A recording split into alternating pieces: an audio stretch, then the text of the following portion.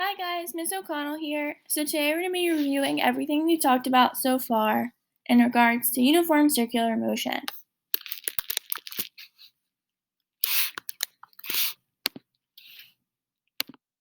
We say that objects have uniform circular motion when they revolve around a circular path, okay, and a uniform rate. So what we mean by uniform means constant speed. So that's a definition of uniform. It means constant speed. And remember, we call that speed the tangential velocity, which we'll get back to in a second. Objects make a revolution when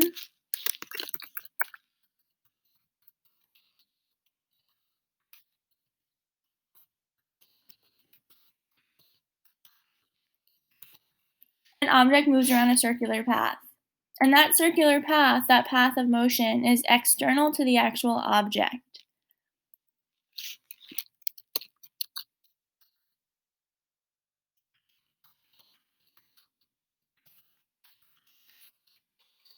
Okay, so it makes a path around an external axis. So what that means is, let's say we have a car that's moving in a circle.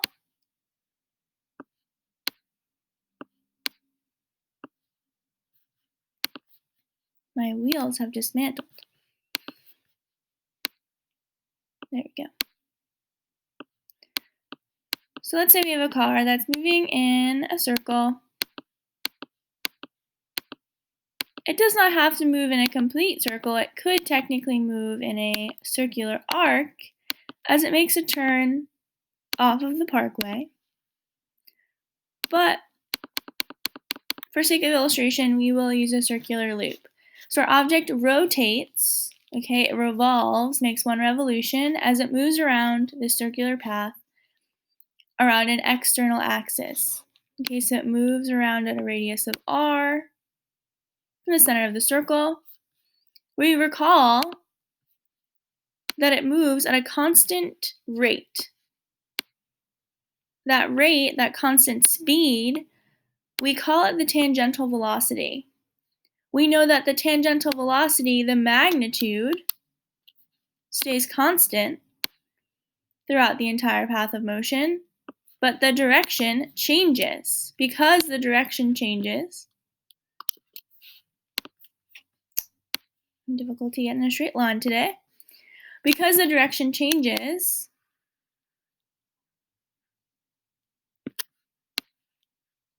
the velocity technically changes, but the speed is constant. Okay, so the length of our magnitude, the length of our vectors, aka the magnitude, is constant, consistent, it does not change. But the direction of the vector does change as it points in the direction of motion. We know that the tangential velocity can be determined, right? Velocity is a change in the position over the change in time, which we've previously derived several times to be the circumference divided by the period. So the equation that we came up with, we know that the circumference of a circle is 2 times pi times the radius from the center of the circle to the circular path divided by the period, which we know period is the time that it takes to make one complete revolution. So capital T is not time, capital T is the period, measured in seconds. And r is the radius, measured in meters. V sub t is the tangential speed, which is constant as the object moves in a circular path. And just to kind of drive this point home here, so we see that the velocity vector, the tangential velocity, is always tangent to the circular path of the object.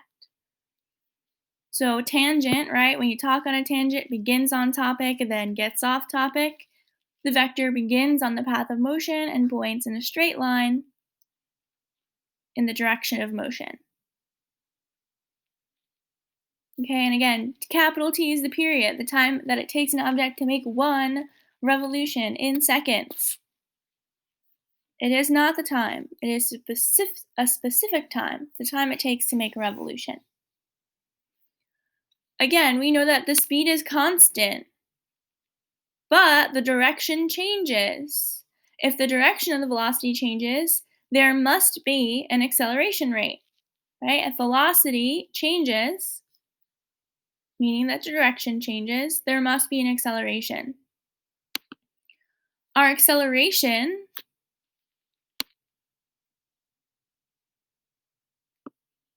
is perpendicular, meaning it makes a right angle with the velocity vector. So because the acceleration is perpendicular, it causes the velocity, the direction, to change. The speed stays constant, the direction changes, therefore the velocity changes. We call that acceleration the centripetal acceleration, A sub c. And remember, the word centripetal is an adjective. It means center seeking, points towards the center of the circular path.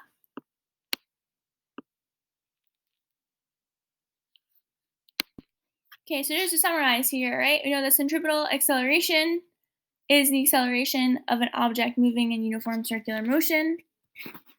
An object moving in circular motion is accelerating because the direction of the tangential velocity changes at every instant, even though the speed, meaning the magnitude of the vector, is constant.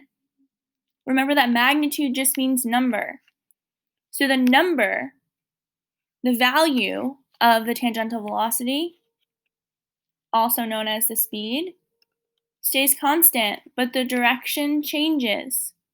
Because the direction changes, it's accelerating. That acceleration is called the centripetal acceleration. It points towards the center of the circle. The word centripetal quite literally means center seeking. And because that acceleration vector is perpendicular, meaning it creates a 90-degree angle between the velocity vector and the acceleration vector, that acceleration causes the object's velocity to change direction. It does not speed up or slow down, only the direction changes. An equation that we use to model centripetal acceleration, in which we have the variable a sub c to represent, we take the tangential velocity, we square it, and we divide by the radius of the circle. We know that centripetal acceleration is measured in meters per second squared. The tangential velocity, v sub t, which we defined on the previous slide there, is measured in meters per second, and r is the radius of the circle or the circular path, can be an arc, measured in meters.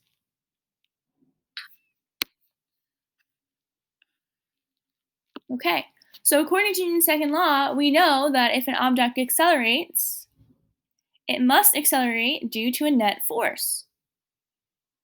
Right? Acceleration is caused by an unbalanced force. So the unbalanced force that causes this centripetal acceleration is our net centripetal force. So again, to accelerate an object means that there must be some unbalanced force in the direction of the acceleration. The acceleration is centripetal, meaning it's center seeking. So in order for the car to turn, there must be a force that points towards the center of the circle. This centripetal force is a net force. It is not a new force. Centripetal is an adjective. So a centripetal force is any force that causes an object to move in a circle. That force is directed towards the center of the circle. So the examples that we looked at so far this year, right? We have a car turning a corner, the moon revolving around the earth, a ball tied to a string and whirled in a circle above your head. The force that causes a car to move in a circle would be friction.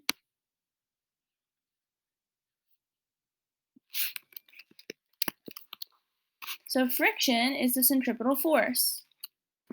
It's the net force that causes the object to move in a circular path, meaning that the direction changes.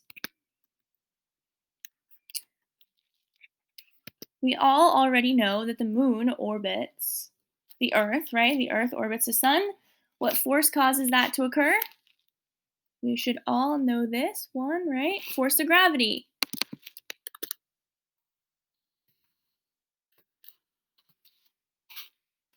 The force of gravity is the centripetal force, F sub g. A ball tied to a string whirled in a circle, right? The reason why that string moves in a circular path is because of the tension. So the tension is the net centripetal force that causes the object to move in a circle. These forces are friction, force of gravity, and tension. They are not new forces. They're just forces that are directed parallel to the motion, so the object's direction changes. The equation that we use for this, modeled using Newton's second law, F equals ma, the net force equals mass times acceleration. So in this case, the net force is centripetal, and that force causes centripetal acceleration. So the centripetal force is equal to the mass times the centripetal acceleration. We know that centripetal acceleration is equal to the tangential velocity squared divided by the radius. So we can plug right in for that. It's usually denoted as v, but can sometimes be confusing. So I'm going to add in that t as a subscript to denote that that is the centripetal acceleration, or sorry, the tangential velocity, which is substituting for the centripetal acceleration. So this equation, right, a sub c equals v squared over r, comes from our previous relationship. And we're just plugging in for that. Remember that that centripetal force we plug in for it can be equal to tension. It can be equal to the frictional force. It can be equal to the force of gravity.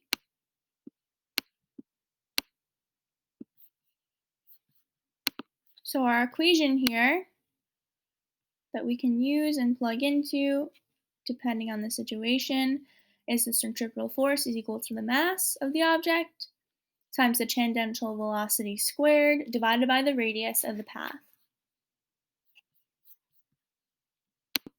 Okay, and here's a great GIF to demonstrate that, right? So here we have a person, or here we have a car moving in a circle. The centripetal force is the force of friction. When the moon orbits the sun, that centripetal force is the force of gravity. When someone whirls a string in the circle over their head, the centripetal force is the tension force. The equation is the same. We substitute in for the tangential, we substitute in for the centripetal force, which is either force of friction, force of gravity, or tension, and the examples that we have been looking at.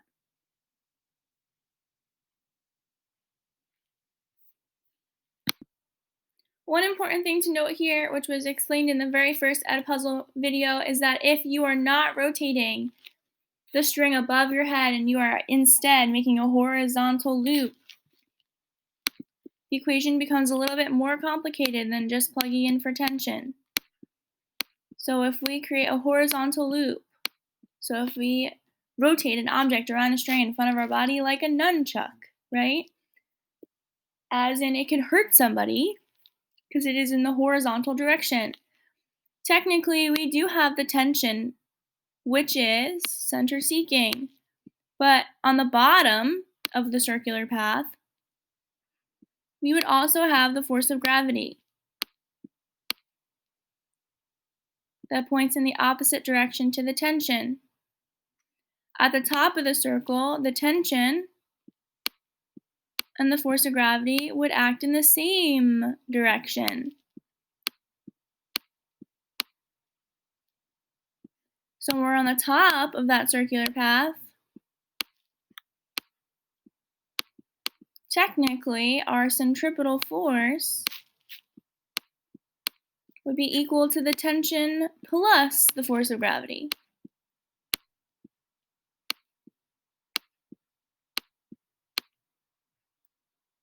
Because they are both center seeking. They both point in the same direction.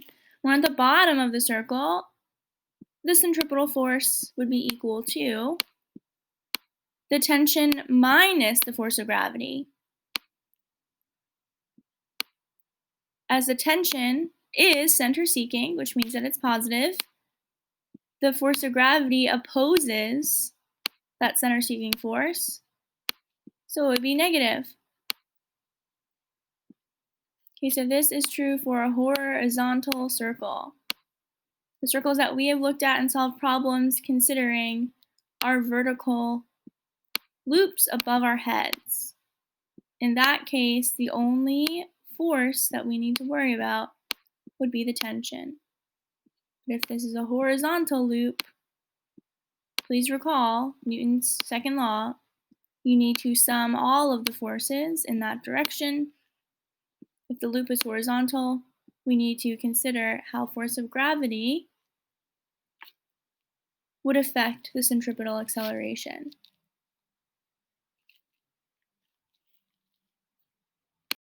I'm not going to spend time reviewing what we talked about yesterday. You can go back and relook at that video if you have questions or need a refresher. We're just going to talk quickly about the difference between the angular and the linear quantities that we've been looking at, and then we'll take a look at the equations that we should have on our note card. So our angular quantities, delta theta, is the change in the angular position. So it's a change in the position based on its location from the center, and we measure that in radians. So theta is the change in the angular position. Okay, it's analogous to x when we talk about linear displacement. Omega, that curly W looking symbol, is a Greek letter, right? It represents the rate of rotation, which we measure in radians per second. Just like velocity is a change in position over time, omega is a change in angular position over time. V here is a linear quantity. It's the tangential velocity, the velocity tangent to the circular path. S is our arc length, which we defined as the distance around a circular path when an object moves in a particular amount of time. And we use meters to represent that. R is obviously our radius, which is the distance from the center of the circle to the path of motion, measured in meters. So let's review all of our equations.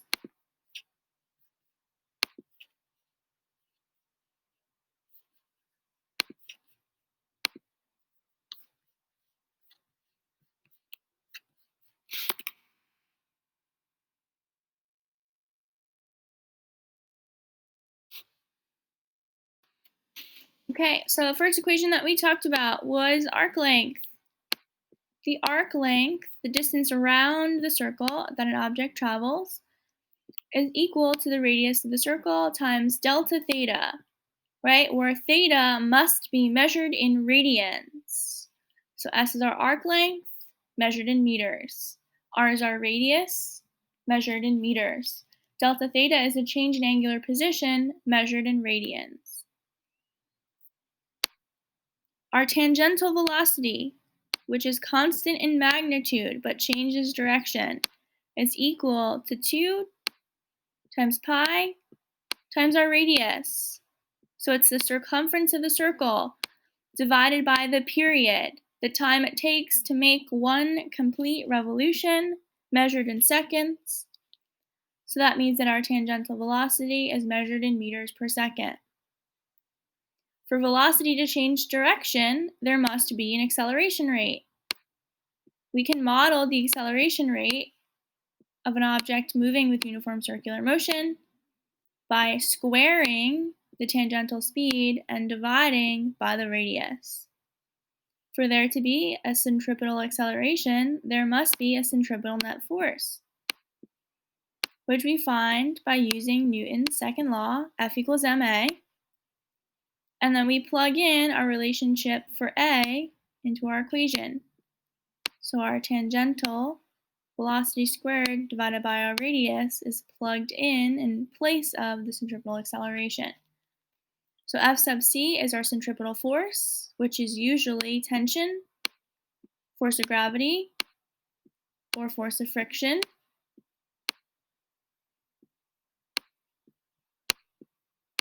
Remember that friction is equal to mu times the normal force, if we forget that. Force of gravity is equal to m times g.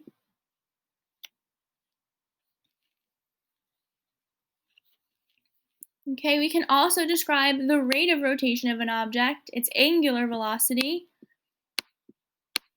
by dividing its change in angular position over the time that it takes for that motion to occur. Angular velocity and linear velocity are related, as derived yesterday in that video. So our tangential velocity is equal to our angular velocity omega, which is measured in radians per second, times the radius of the circle. We can in turn find omega given the tangential velocity if we divide the tangential velocity by the radius of the circle. Omega can be given to us in various units. We prefer, right, we need it in radians per second, but it is sometimes given to us in a various and sundry ways. So degrees per second, revolutions per minute. We must be able to convert back to radians per second. That is the usable form, or the usable units rather, for omega. So to convert, right, we know that 360 degrees is equivalent to 2 pi radians. Right, we use RAD to abbreviate the word radian, which is the unit. Okay, and 160 degrees, or 360 degrees rather, is equal to a revolution, and a revolution is equal to 2 pi radians. So this is an equivalent statement.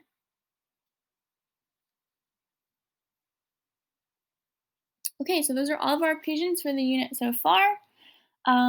Take a look at that study guide, and I will be posting video solutions to the study guide, so please make sure that you are checking Classroom for answers, and feel free to email me with any questions. Have a great rest of your day.